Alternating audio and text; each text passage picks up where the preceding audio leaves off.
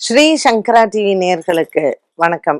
சுபதினம் நிகழ்ச்சியில் அனைவரையும் சந்திக்கிறதுல மிகவும் மகிழ்ச்சி. இன்னைக்கு ஏப்ரல் மாதம் 9ஆம் தேதி வியாழக்கிழமை. இந்த நாளுக்கான 12 ராசிக்கும் பலன் மற்றும் பரிகாரத்தை பார்க்கலாம். அதைத் தொடர்ந்து நமக்கு ஒரு அழகான கேள்வியும் உண்டு. இன்னைக்கு மேஷ ராசி அன்பர்களுக்கு தன லாபங்கள் நிறைந்திருக்கும். பங்கு சந்தையின் முதலீடுகள் லாபத்தை தரும். இன்று லாபத்தில் இருக்கக்கூடிய ராகு பகவான் இவர்களுக்கு நல்ல ஒரு தன லாபத்தை கொடுப்பார். சந்திர பகவான் பாக்கியத்தில் அமைந்திருப்பது மேஷ ராசி நேயர்களுக்கு இன்று நிறைவான நாளாகவே இருக்கும்.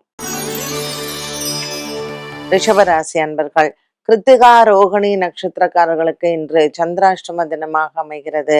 இன்றைய நாளில் உங்களினுடைய உடல் ஆரோக்கியத்தில் சின்ன குறைபாடுகள் இருந்தாலும் பெரிதளவுக்கு எந்த விதமான பாதிப்புகளும் இல்லை. ரிஷபராசி அன்பர்களுக்கு இன்று மனதிற்கு நிறைவாகவே இருக்கும்.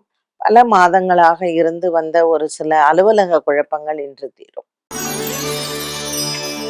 மிதுன ராசி நேயர்கள் இன்று மிதுன ராசி நேயர்களுக்கு தன லாபங்கள் நிறைந்த நாளாகவே அமைந்திருக்கிறது. குடும்பத்தில் இருக்கக்கூடிய ஒரு சில பிரச்சனைகள் இன்று தீரும். மிதுன ராசி அன்பர்களுக்கு பல நாட்களாக ஒரு சில போராட்டங்கள் இருந்த பொருளாதார விஷயங்களில் இன்று அந்த நிலைமை மாறும்.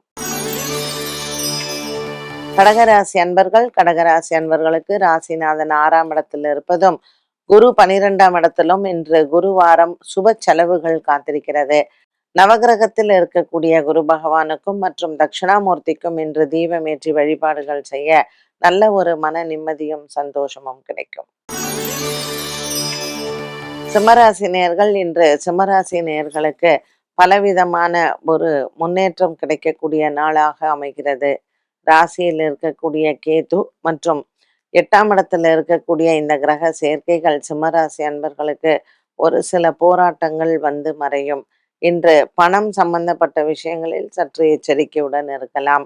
உடல் ஆரோக்கியத்தில் உஷ்ணம் சம்பந்தப்பட்ட விஷயங்களில் சற்று கவனம் தேவை. கன்னிராசி நேயர்களுக்கு இன்று பலவிதமான மனக்குழப்பங்கள் வந்து போகும். 10ஆம் இடத்துல இருக்கக்கூடிய குரு பகவானின் சஞ்சாரம் சற்று வேலை விஷயத்தில் எச்சரிக்கையுடன் இருக்கலாம். நீண்ட தூர பிரயாணங்கள் ஒரு சிலருக்கு உண்டு. இன்று இந்த பிரயாணங்கள் மூலமாக உங்களுக்கு நன்மைகள் நடக்கும். துலாம் ராசி அன்பர்களுக்கு பங்கு சந்தையின் முதலீடுகள் லாபத்தை தரும். இன்று 6ஆம் இடத்தில் இருக்கக்கூடிய இந்த கிரக சஞ்சாரங்கள் வருமானம் வருவதற்கான வழி பிறக்கும். மேலும் இன்றைய நாளில் உங்களினுடைய பொருளாதார வளர்ச்சிக்கு உண்டான முன்னேற்றங்கள் காணப்படும். விருச்சிக ராசி அன்பர்களுக்கு சந்திரன் 2ஆம் இடத்தில் இருப்பதும் குரு 8ஆம் இடத்தில் இருப்பதும் குடும்பத்தில் உங்கள் வார்த்தைகளால் குழப்பங்கள் வரும். இன்று பேச்சுவார்த்தைகளில் கவனம் தேவை. வியாபாரம் தொழில் சார்ந்த விஷயங்கள் அலுவலகம் சார்ந்த விஷயங்களில் இன்று பிறருக்கு அறிவுரை கூறுவதோ அல்லது உங்கள் கருத்துக்களை பகிர்ந்துப்பதோ நீங்கள் தவிர்க்கலாம். விருச்சிக ராசி அன்பர்கள் இன்று வார்த்தைகளில் கவனமாக இருந்தால் இந்த நாள் நல்ல நாள். தனுசு ராசி நேயர்களுக்கு பல வகையிலேயும் இன்று ஒரு மன உளைச்சலோ அல்லது மனக்குழப்பமோ காத்திருக்கிறது. 10ஆம் இடத்திற்கான புத பகவான் 4ஆம் இடத்தில் நீச்சம் பெற்று இருப்பதும் மற்றும் 4ஆம் இடத்தில் மற்ற கிரக சேர்க்கைகள் உங்களுக்கு சூரியன் செவ்வாய் சனி சேர்ந்திருப்பதனால் வியாபாரம் தொழில் சார்ந்த விஷயங்களில் கூட்டு தொழிலாளிகள் மூலமாக உடல் ஆரோக்கியத்திலையும் சரி மன ஆரோக்கியத்திலையும் சரி சில சஞ்சலங்கள் வந்து போகலாம். இன்று தாய் தகப்பன் உடல் ஆரோக்கியத்தில் கவனம் தேவை. மகர ராசி நேயர்களுக்கு இன்று பல மாதங்களாக இருந்து வந்த போராட்டங்கள் முடிவுக்கு வரும். மகர ராசி அன்பர்கள் இன்று நீண்ட நாள் கனவுகள் நிறைவேறும். ராசிநாதன் சனி சூரியன் செவ்வாய் புதனுடன் அமர்ந்திருப்பதால் 3ஆம் இடத்தில் இருக்கக்கூடிய இந்த கிரக சஞ்சாரங்கள் வண்டி வாகனங்கள் வாங்குவது மாற்றுவதில் இதில் சம்பந்தப்பட்டதில் உங்களுக்கு முன்னேற்றத்தை கொடுக்கலாம்.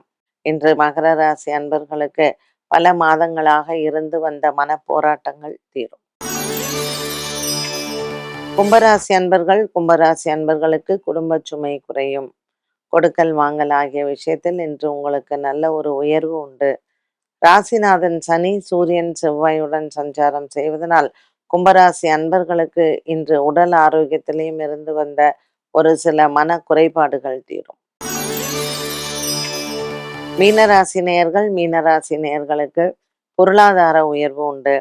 ராசியில் சூரிய பகவானும் 6ஆம் இடத்தில் கேது பகவானும் சஞ்சாரம் செய்வது இன்று வியாபாரம் தொழில் சார்ந்த விஷயங்களில் வெற்றி அடையலாம். பல வகையான ஒரு குழப்பங்கள் இருந்த போதிலும் இன்றைய நாளில் உங்களுக்கு ஒரு பெரிய தீர்வு காத்திருக்கிறது. 12 ராசிகளுக்கும் உண்டான பலன் மற்றும் பரிகாரத்தை பார்த்தோம். இன்றைய நாளுக்கான கேள்வியை பார்க்கலாம். சந்திரன் மற்றும் கேது கிரக சேர்க்கையில் இருக்கக்கூடிய சாதக பாதக பலன்கள் என்ன?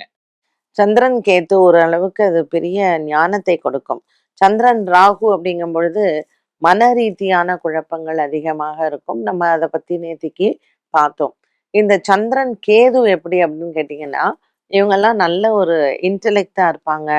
கிராஸ்பிங் பவர் ரொம்ப நல்லா இருக்கும்.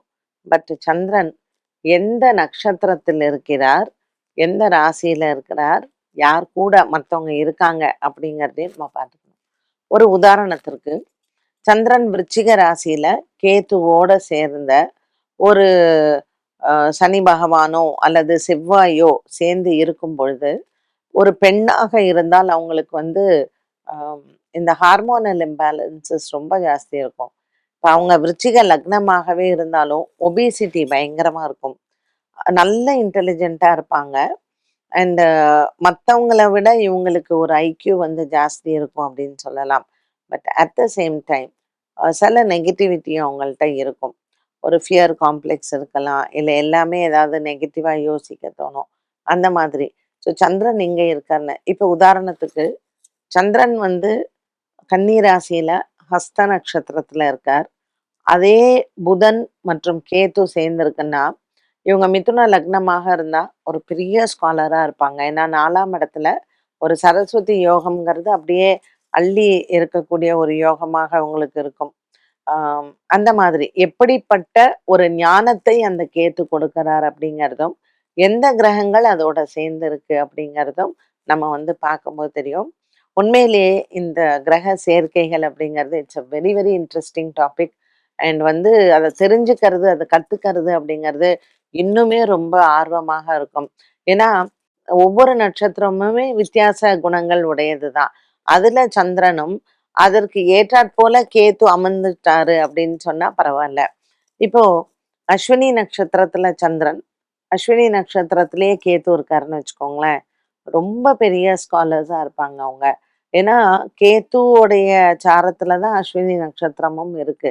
அதனால அந்த மாதிரி ஒரு சந்திரன் கேத்து காம்பினேஷன் வந்து பாத்தீங்கன்னா அவங்களுக்கெல்லாம் அது பெரிய ப்ளஸ் அப்படின்னு சொல்லலாம்.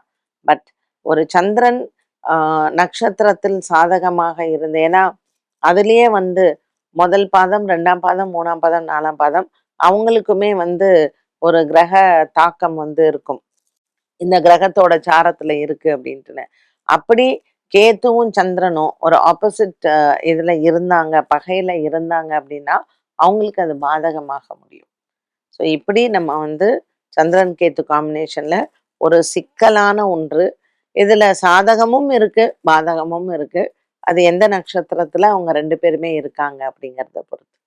என்ன நேயர்களே, இன்றைய சுபதினம் நிகழ்ச்சி அனைவருக்குமே ரொம்ப பயனுள்ளதாக அமைந்திருக்கும். மீண்டும் சந்திக்கும் வரை நன்றி, வணக்கம்.